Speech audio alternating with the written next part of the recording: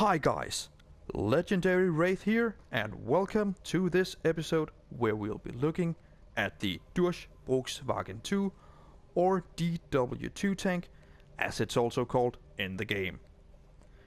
In this episode, we will go over the DW2's strengths and weaknesses and recommendable equipment, followed by an excellent demonstration of its usage on the battlefield. The DW2 is a Tier 4 German heavy tank, and so far it is the only Tier 4 heavy tank in the game. Well, as it is a heavy tank, it is of course well armored for its tier. Most light and medium tanks at Tier 4 and below will have trouble penetrating this lumbering beast, and it is a slow moving and lumbering beast, especially with the stock engine. The engine power will of course increase as you level up this tank, so at the highest packages you should be able to keep pace with your contemporary medium tanks and tank destroyers. As for armament, the DW2 comes with two different guns. A 7.5 cm L24 stubby cannon and a 5 cm L60 cannon. The L24 cannon is the one that you'll get on the stock tank and on the two following packages. As it is a stubby cannon, you will want to take the high explosive shells over the AP shells. The AP shells have 43 penetration and 110 damage, while the high explosive shells have 38 penetration and 175 damage. The difference in penetration is very little, and the damage is a lot better on the high explosive shells. Also, with the high explosive shells, you are more likely to do massive module damage, or at least deal partial damage to the enemy tank if the round doesn't penetrate. When you fully upgrade this tank, you will have access to the 5 cm L60 cannon, which has 67 penetration and 70 damage for its AP shells, while the high explosive shells are very unimpressive. Which cannon is best for this tank? Well, that depends on what you want to use it for. The stubby L24 cannon can deal massive amounts of damage if you manage to penetrate, but it is rather inaccurate. This makes it very poor for sniping and long-range combat, but ideal for medium and especially for close-up combat. The longer L60 cannon is a good all-rounder that is accurate enough to fight at longer ranges, although the damage and penetration are subpar for a Tier 4 gun. Remember though, if you decide to pick up the L24 cannon, to go into supplies and take plenty of high explosive shells, as they are your bread and butter of this cannon. As for recommendable equipment, camo nets and binocs can of course be used with the L60 cannon for sniping, but they are downright useless for the L24 cannon, as you won't stay still for long or be at long range with your opponents. For the L24 cannon instead, I would recommend taking a toolbox, as it will help you with your downtime if you get tracked, which you probably will be a lot in this tank, as most of the lightly armed tanks will bounce their shells off you pretty much elsewhere. As it is only a Tier 4 tank, I would not recommend taking any of the complex equipment unless you have plenty of money or intend to keep the tank. This is because complex equipment costs 10 gold per equipment to dismount, and in case you don't dismount the equipment, you will only get half your invested silver back when you sell the tank. If you do want to keep this tank, which I can't argue with, the tank gun rammer and improved ventilation are very good choices, while the third equipment spot can be used for an enhanced gun laying drive, the large spall liner, or of course the toolbox depending on your personal preference. And now, it's time to see how this tank performs on the battlefield. And here we are today on Port Snow. We've got enemies incoming. Either take them out or capture their base. Let's go. Now, first off, I want to note that this was the very first match I got in this tank, and this of course means that it is fully stock, and thus it is equipped with the L24 stubby cannon. I didn't want to go straight up the middle of the map, as I would just expose myself to the full front of the enemy, and in a tank this slow, I would probably just get tracked and then be a sitting duck for the enemy artillery and tank destroyers. And of course, that goes for pretty much all the tanks and maps. It will not be a good idea to try and go up the middle, especially if you are new to this game. See, at this point here, I tried my luck with an auto-aim potshot at a medium-long distance, and as you can see, this is not where this cannon shines at all.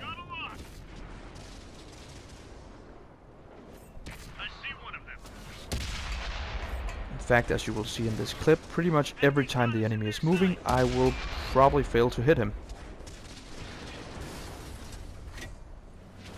So I slowly move forwards, and I was a little bit concerned with this light tank over here, but I thought, well, there were plenty of teammates over there, so I decided to push forwards a little bit.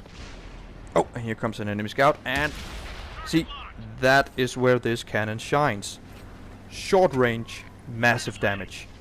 Basically, it's a shotgun.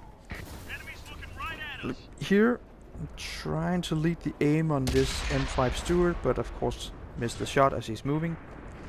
Second shot here, 60 damage and some damage to his tracks. Which is okay, so he moves on, so am I. Now, at this point I wanted to push a little bit forward and towards the right flank, as I could see that there are several enemies up there. Enemies are capturing the base. So I'm moving up here to peek around this corner while angling the tank so it could take shots from the Steward or other unspotted tanks in front of me. I spot a T-50 tank and deal 67 damage to him. Now, look at all those shots bouncing right off my armor. See, at this point I have not yet taken a single point of damage, although my tracks of course have been damaged a little bit.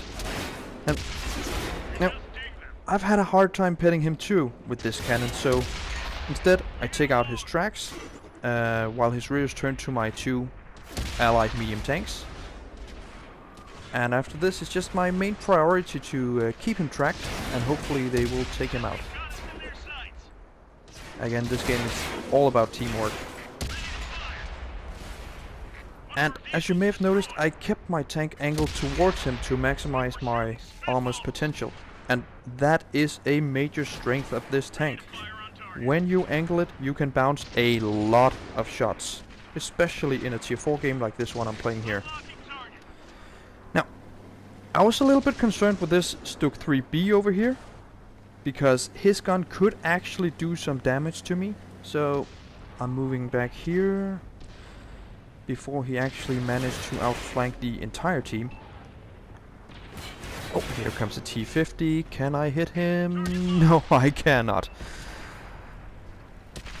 Oh, and there the Stuk takes out my tracks. Stop focus on the T-50, focus on the greater threat. Definitely the Stuk at this point. I'm in a very weak position here. Take out his tracks, mine are up, get out of dodge, and leave him for my teammates to take out. Great job. Alright, so at this point I'm a little unsure what to do. Should I go for the T-50 back there, or should I go for the rest of the enemy team? One of which was an artillery piece.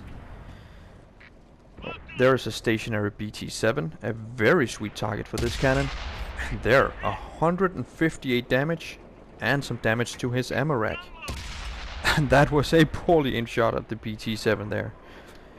Here I actually managed to hit that Panzer II-J, but only deal measly 18 damage. And that is a strong little tank, that Panzer II-J. For a tier 3 light tank, it seems like it's very well armored. I really seem to have some real difficulty penning that little tank, even with most of my tier 4 guns actually. I want to just note that it is not usually recommended to move up on a bridge like this, as it will expose you to most of the map, but at this point only 3 enemy tanks remain, so I move up here on a limb, so to speak. I knew that one of the light tanks was behind me, of course, tied up by my teammates, so there should be one light tank and one artillery piece somewhere over here. The artillery piece posed by far the greatest threat to me, as he could actually kill me in maybe 1 or 2 shots. The light tank would have a tough time penetrating me, and if he did, he would deal a lot less damage. In fact, the greatest threat he posed to me was actually if he took out my tracks and then flanked me, or then had the artillery take me out while I couldn't move. Here spot the enemies. Hot shot at the light tank. I'll focus on the artillery piece. Oh! Lucky bounce. There, finished the artillery piece off, and now it's just a brawl between me and that tough little Panzer II-J tank. I have half my health left. The artillery took out quite a bite. And now I'm just trying to see if I can find a weak spot on this little tough tank, which I'm clearly having a very hard time doing. Now, he's actually angled his tank very well at me, so... But here, take out his tracks, keep him from moving. I'm not that well angled at this point, and my tracks are still out, so I can't optimize my angling. Take out his tracks, make sure he's not moving. And there I found a weak spot. 27 damage, not impressive, but at least it's better than nothing. Oh, he's up again, need to take out his tracks. There we go. Tracks are out. I optimize my angling. Search for that little weak spot again. Chip away at his health. Not a lot of damage, but it's definitely better than nothing. My teammates are closing in at me, trying to help, but I would really love to have this kill for myself. 42 damage, one more shot, come on, and there. A very nice finale for this very first match I got in this tank. And here we are at the post-game stats. 1304 base experience in a tier 4 tank. And that was enough to net me the Ace Tanker Mastery Badge. Now, this was despite all these little derps and rookie mistakes I did during this match. First off, I was still uncomfortable with the slow moving shells, and because of this I failed to hit most of the moving tanks I shot at. Second off, I had a very hard time penetrating that tough little Panzer II-J tank. And lastly, I moved over the bridge, where I was extremely exposed if the enemy team had spotted me. Despite all this very forgiving tank helped me net 1304 base experience. Furthermore, I want to note that the health pool of this tank is 380 health points, and during this match I blocked a total of 2,401 damage. That is an incredible testament to this tank's armor for its tier, especially as I even failed to angle my tank correctly several times during this match. This of course has netted me with the shellproof, the cool-headed, and the steel wall medals. It's been really great making this episode for you guys. I hope you found it useful. You can check out some of my other episodes on my YouTube channel. If you would like to see more videos like this, please don't hesitate to hit the like and subscribe buttons. Thank you for watching and stay legendary.